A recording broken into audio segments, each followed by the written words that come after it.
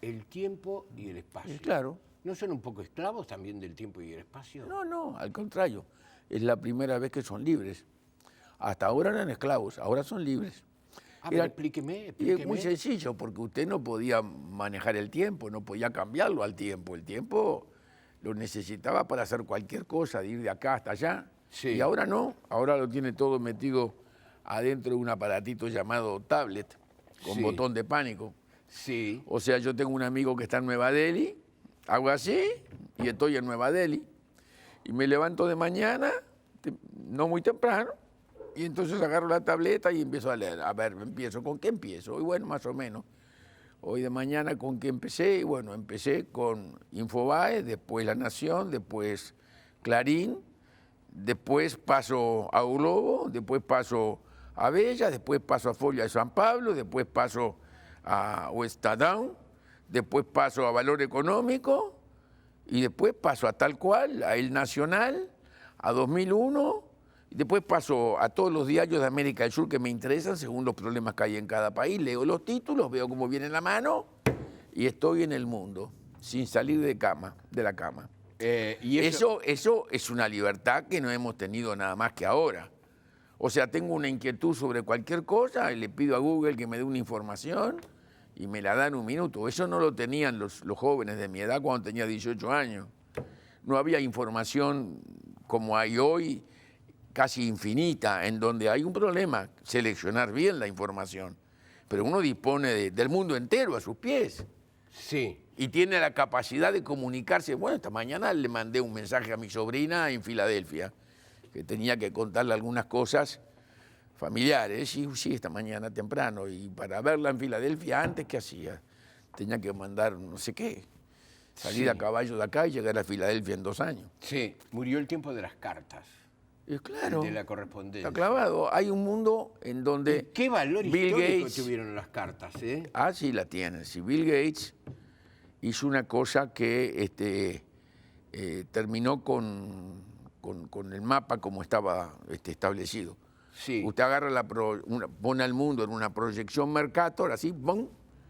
Y hay naciones y fronteras. Y si Bill Gates las terminó, directamente las terminó, no hay más. Sí, es una forma de libertad, es una forma de libertad. De cualquier manera, no sé si no había más creatividad en el pasado, porque los problemas se nos planteaba y teníamos menos instrumentos para solucionarlos. No había más creatividad. ¿No? La creatividad es siempre la misma. Al contrario, yo le diría que teniendo como tengo yo 87 años y prácticamente 88, el mes que viene cumplo 88, a lo largo de mi vida he visto un desarrollo de la ciencia y la tecnología consecuente mucho más profundo y más importante que lo que se vivió entre el hombre de Neandertal y el día que yo nací. Calcule, yo nací en la época de la Radio Galena. Sí. Y ahora hay un aparatito que no es este, por cierto, que es mucho mejor que que el tipo adentro tiene todo. Sí. Tiene todo. Y lo que va a tener en los próximos 4 o 5 años, ni se lo imagina. Es brutal el desarrollo del conocimiento científico y su traslado a la costa tecnológica. Si usted, por ejemplo, piensa en cuánto tiempo el descubrimiento del teléfono se transformó en tener teléfono en la casa, en todas esas cosas, hay un tiempo que fue a veces 10, 15, 20 años, y ahora no hay nada que dure más de 4 meses. Sí. La novedad vence rápido. Pero porque claro, viene una de inmediato. Una nueva. Sí. Y perdóneme, el desarrollo del conocimiento científico en todos los niveles es una cosa extraordinaria. Demasiado rápida, demasiado profunda, al punto que en algún momento pasa en que uno dice, che, ¿valdrá la pena que yo me aprenda eso? O espero 6 meses y aprendo la cosa que viene después. Claro. Doctor, ¿tuvo una infancia feliz usted? Porque... Yo creo, sí, tuve una infancia feliz. Sí, ¿cómo no voy a tener una infancia feliz? Claro que sí. Además vivíamos todos los primos en aquella época, todos juntos. Sí. Vivíamos, la mayor parte del tiempo vivíamos en casa de un tío, de otro tío. A veces cuando paso por el camino Mendoza, cerca de Boisolanza, un poco antes de cruzar la vía, sobre una esquina a 3 cuadras, a la mano derecha, quedan los restos de la casa de mi tío Duncan, a donde vivíamos todos los primos, todos, porque nuestros padres o estaban o presos en la isla de Flores, como estaba tío Marcos, o estaban exiliados, como estaba mi padre, o los demás estaban desparramados. Y entonces siempre había uno que tenía todavía una capacidad de recibirnos a todos, y vivíamos todos en la casa de mi tío Duncan, en el Camino Mendoza, que era una casa que yo creo que era de mi tía María Luisa Ibarne, que era una hija de una familia vasca, que tenía una bodega ahí cerquita. Y teníamos una petilla llamada Garufa. Garufa, y subíamos todos en la petilla.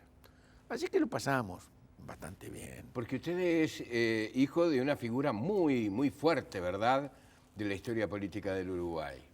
Su papá fue una personalidad realmente importante. Mira, a mi padre le tocó vivir un tiempo histórico que fue un tiempo de transferencia, ¿no? Sí, posguerra, por ejemplo. Sí, pero... También antes, pero... Y antes, sí, un tiempo histórico muy interesante. Y es muy lindo recordar esa cosa que dicen los árabes, ¿no? Que siempre uno es más parecido a su tiempo que a su padre. O sea, le pasó a mi padre con tío Pepe, y a tío Pepe con don Lorenzo, y a mí con mi padre. O sea, se lo recordaba precisamente ayer a la gente del Rotary en una reunión que tuvimos, en donde yo decía que yo tenía la fortuna de poder analizar más de 100 años de historia a través de la participación en ella de don Lorenzo, de su hijo, de mi padre y mi propia participación.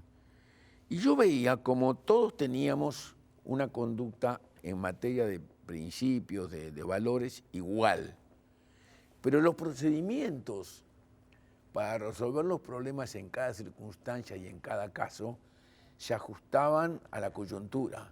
Sí. O sea, esto era siempre igual y esto iba cambiando según el tiempo. Por ejemplo,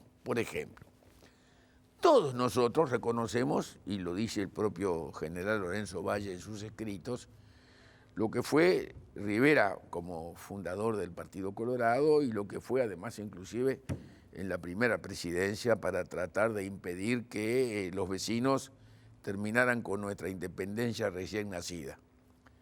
Sin embargo, durante la Guerra Grande y en el gobierno de Joaquín Suárez, como Rivera se le ocurrió tener un acuerdo particular con Oribe, el gobierno entendió que no le podía permitir a Rivera que por las de él hiciera eso y resolvió deportarlo.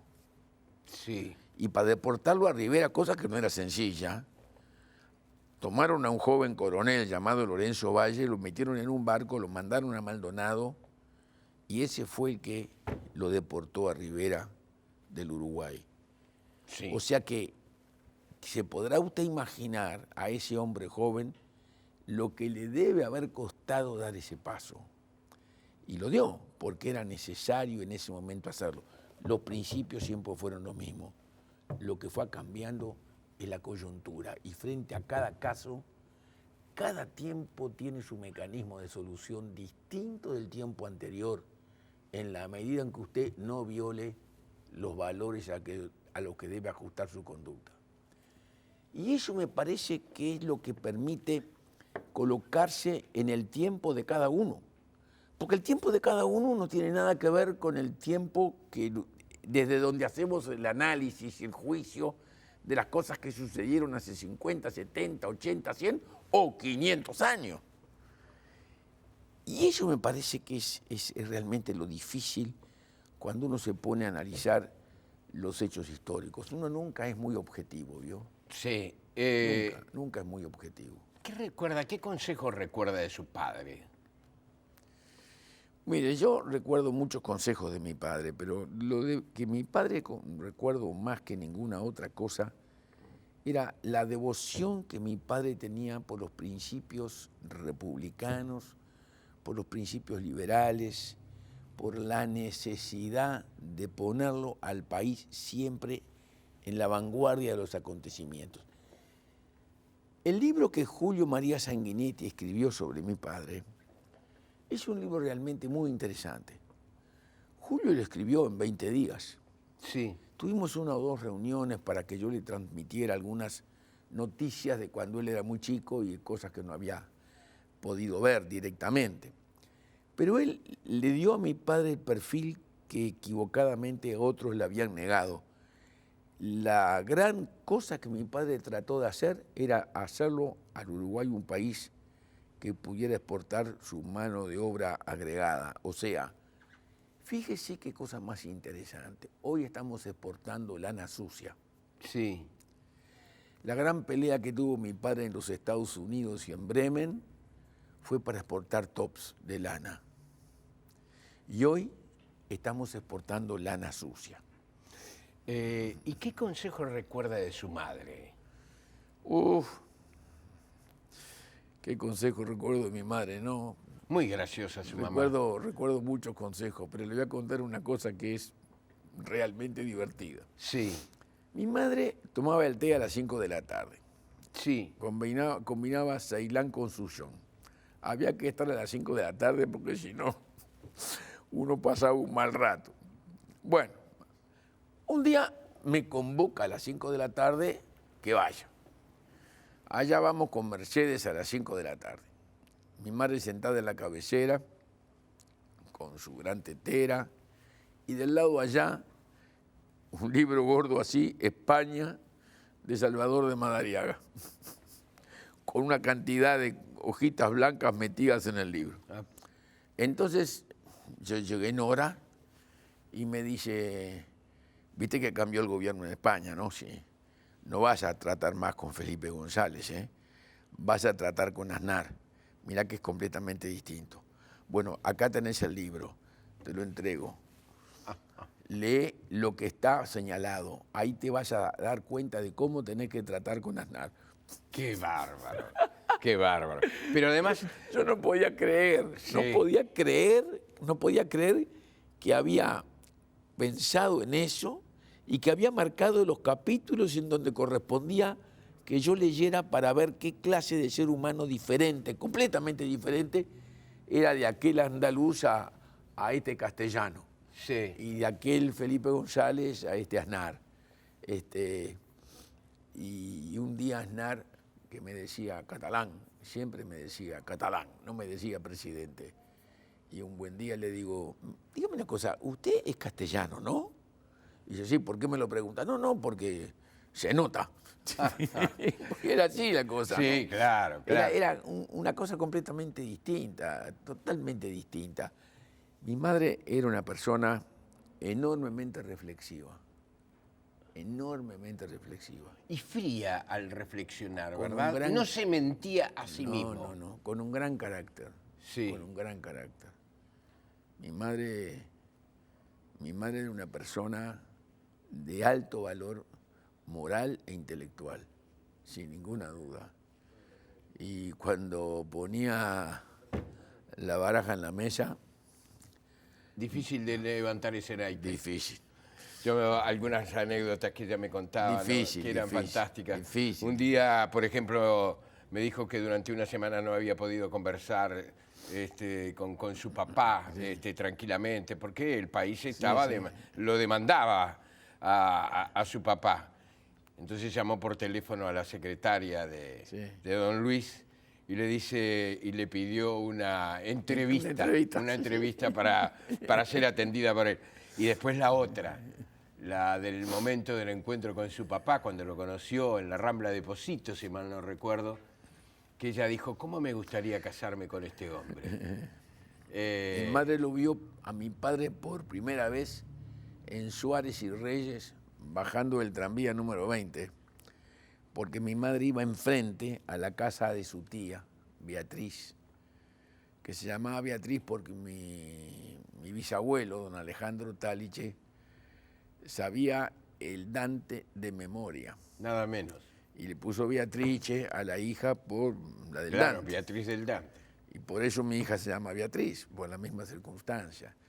Enfrente a la casa que mi madre le solicitó al almirante Rivera Travieso que la manejaba la Marina, que era la casa de una familia uruguaya, que ella le pidió que se la entregara al gobierno para poder vivir ahí el presidente de la República.